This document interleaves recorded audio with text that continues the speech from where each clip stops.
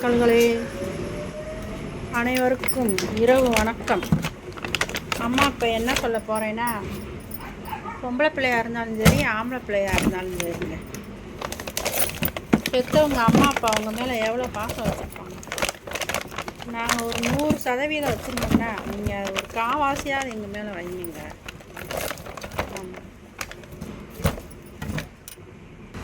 அப்போ தாங்க நாங்கள் உங்களை பெற்று வளர்த்து ஆளாக்கணுக்கே ஒரு அர்த்தம் இருக்குது.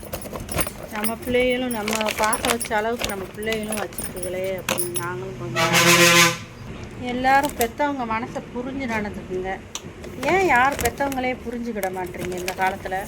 முந்தைய காலத்தில் இருக்கிறவங்க மாதிரி இப்போல்லாம் பசங்களோ பொண்ணுங்களோ கிடையாதுங்க. ஆனால் எனக்கு கிடச்ச பொண்ணுங்க ரெண்டும் தங்கமான பிள்ளைங்க. பெருமைக்கு சொல்லலை, நெசமாக தான் சொல்கிறேன்.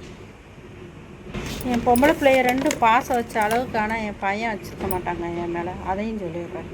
நான் பிறந்தது ரொம்ப கஷ்டப்பட்ட குடும்பத்தில் தாங்க நான் பிறந்து வளர்ந்து வந்தேன். என் கதையெல்லாம் வீடியோ ஏற்கனவே போட்டிருக்கேன், நீங்கள் பார்ப்பீங்களா பார்க்கலையான்னு தெரில. வேணா இன்னொரு தடவை பாருங்கள்.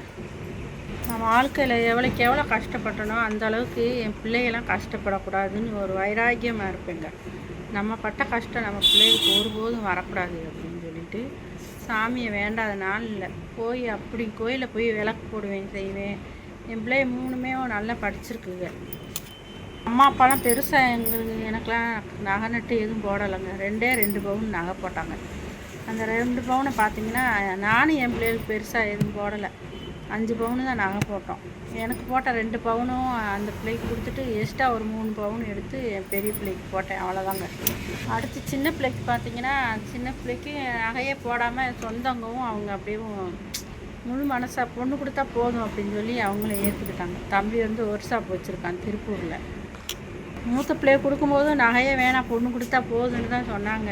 நாங்கள் தான் சரி அந்நேரம் அந்த பிள்ளைக்குன்னு ஒரு 5 பவுன் இருந்துச்சு. எனக்கு போட்ட 2 பவுனும் அந்த பிள்ளைக்குன்னு ஒரு 3 பவுன் எடுத்து வச்சு சேர்த்து வச்சு போட்டாச்சுங்க. அந்த பிள்ளைக்கு பெருசாக நாங்களாம் சொத்தெல்லாம் எதுவும் என் பிள்ளைகளுக்கு சேர்த்து வைக்கலைங்க. 3 பிள்ளைகளும் நாங்கள் படிக்கலையே, நம்ம பிள்ளைகளாவது படிக்கணும்னு ஒரு காரணம் அதை மனசுக்குள்ள வச்சுக்கிட்டு 3 பிள்ளைகளும் ஏதோ படிக்க வச்ச மாத்திருங்க. கடனுக்கு வட்டி கிட்டிக்கு வாங்கி தான் படிக்க வச்சுருக்கோம். மூத்த பிள்ளை பாலிடெக்னிக் படிச்சிருக்கு, கம்ப்யூட்டர் சம்மந்தப்பட்டது. பையன் மெக்கானிக்கல் படிச்சிருக்கான். படிச்சுட்டு ஆனால் ஆட்டோ தான் ஓட்டுறான். இப்போ ஆட்டோவில் நல்லா தான் சம்பாதிக்கிறான். பிறகு ஒன்று பார்த்தீங்கன்னா, அந்த பிள்ளை பிகாம் சிஏ படிச்சிருக்கு. அந்த பிள்ளை வீட்டிலே திருப்பூரில் வீட்டிலே வேலை கொடுத்துருக்காங்க அந்த பிள்ளைக்கு. அதனால் வீட்டிலே கம்ப்யூட்டரும் அவங்க வாங்கி கொடுத்துருக்காங்களா. வேலை கொடுத்த ஓனர் வீட்டிலே 10,000 சம்பளம் வாங்குது. வீட்டில் வேலை பார்த்துக்கிட்டு கை குழந்தை வச்சுருக்கு. தங்க பொருள்னால் எப்படி இருக்குன்னே தெரியாதுங்க. தங்க பக்கமே நம்மளாம் போகவே மாட்டானாங்களாம். அப்படி ஒரு சூழ்நிலையில் தான் பிறந்து வளர்ந்தோம். எங்கள் காலத்தில் இப்போ ஒரு 3 பவுன் செயின் இருக்குன்னா அதுக்கு என் பொம்பளை பிள்ளைய தாங்க காரணம். மெயினாக என் பெரிய பிள்ளை தான் காரணம். இந்த 3 பவுன் செயினை எனக்கு போட்டு அழகு பார்க்கணும் அப்படின்றதுக்காக அந்த பிள்ளை எனக்கு எடுத்து கொடுத்துச்சுங்க. காசு எங்கள் காசு தான் இருந்தாலும் அந்த பிள்ளை காசை போட்டு எடுத்து கொடுத்துட்டு இப்போ 2வது தான் நாங்கள் அந்த பிள்ளைக்கு கொஞ்சம் கொஞ்சமாக கொடுத்துக்கிட்டு இருக்கோம். இப்போ அந்த பிள்ளை எனக்கு ஒரு செயின் போட்டு அழகு பார்க்கணுன்னு பொம்பளை பிள்ளை நினச்சிக்கிதுங்க.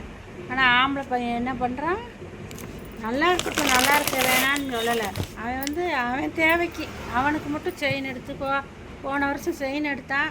இந்த வருஷம் பொங்கல் அதுவுமா கை செயின் எடுத்துகிட்டு பொங்கல் அன்னைக்கு பார்த்தீங்கன்னா அம்மா நான் செயின் எடுத்திருக்கேன், கை செயின்னுட்டு காட்டுறான்.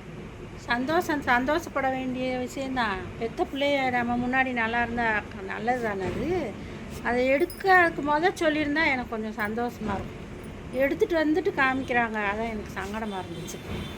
என் குடும்ப கதையெல்லாம் நான் ஒரு வீடியோவாக போடுறேங்க. பிடிச்சிருந்தா சப்ஸ்கிரைப் பண்ணுங்கள், கமெண்ட் பண்ணுங்கள், லைக் பண்ணுங்கள். புதுசாக தான் போடுறேன், சப்போர்ட் பண்ணுங்கள். ரொம்ப நன்றி.